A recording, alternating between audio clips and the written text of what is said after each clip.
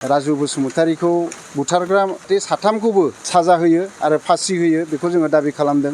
Bijni police थानाया arrest खालामबाय। साथाम दायनिगिरिखौ दिनै एरेस्ट खालामदों।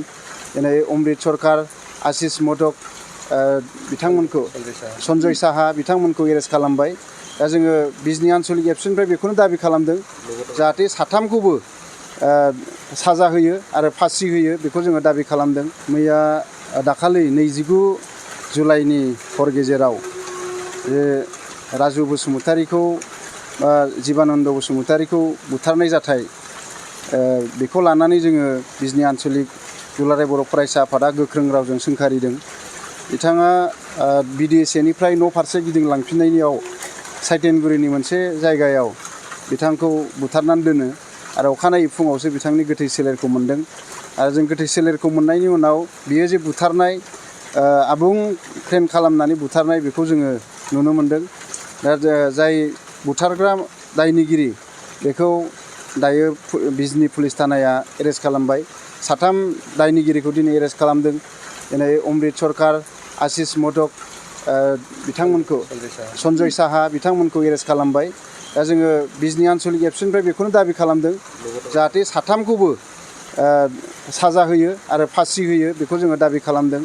आरो जोङो बिथांमोन बायदि दुथां मानसिया जाहाथे आरोबाव इयुनाव बेबायदि मानसि बुथारनो थाखाय साहस मोना बेखौ बिनि गेजेरजों फोरमायनांगौ बिजनी पुलिस थानाया आरो पुलिस प्रखाखना। दा बेखौनो जोङो दाबि खालामनो गोख्रोङै।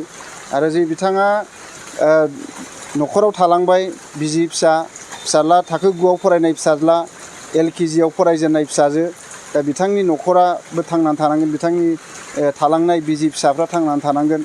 बेनिखायनो बियो जि बुथारजाबाय बिनि हेंथायै दिनैहाय जोङो आसाम सरकार आरो BTC सरकारखौ बे दुखुथिया राजु बसुमतारी न'खरनो जोङो राङारि अनसुंथाइ होनो, इयुनाव फिसाफ्रा फरायलांनांगौनि, बिसि फिसाया थांनानै थानांगौनि थाखाय जोङो राङारि अनसुंथाइ होनो थाखाय जोङो दाबि खालामदों। आसामनि chief minister doctor Himanta Biswa Sarma, BTCनि चिफ हाग्रामा महिलारि बिथांमोननि खाथियाव।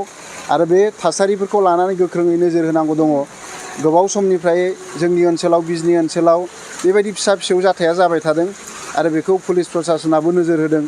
दिनैहाय एसे एनैयावनो बुलायलायनाय, नारलायलायनाय बे दावराव दावसिफ्रा सोलिबाय थादों। नाथाय बेवहाय जोङो राजु बसुमतारी बायदि बेबायदि दाय गैयै सुबुंखौ दिनैहाय बुथारबाय। लोंनानै बेवहाय एसे एनै नांलायनायनि थाखायनो मानसि बुथारनो हायो। बेखायनो बेफोरखौ गोख्रोङै साजा होनांगौ। नङाबा बेबायदि दुथांफ्रा इयुनावबो खाबु मोनबाय थागोन मानसि बुथारनो थाखाय। बेनिखायनो जाहाथे बेखौ जिउ जोबजासिम साजा होयो बेखौ जोङो बिजनी दख'रा दुलाराय बर' फरायसा आफादनिफ्राय पुलिस बिफानखौ दाबि खालामनाय जायो।